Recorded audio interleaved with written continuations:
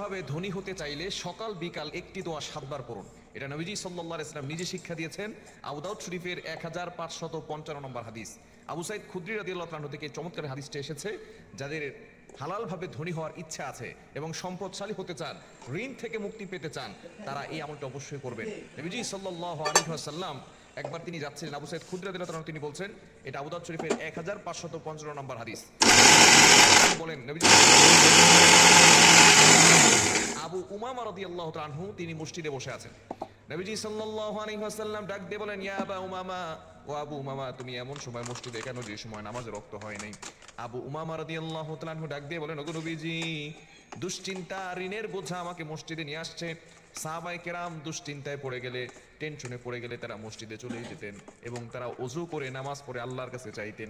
সাহাবায়ে কেরাম সব সময় আমাদেরকে যে মেসেজগুলো দিয়েছেন যে কোনো বিপদে পড়ে গেলে আল্লাহর কাছে সাহায্য চাইতে হবে। আল্লাহ তাআলা নিজে বলে দিয়েছেন 2 নম্বর পারা 2 নম্বর পৃষ্ঠার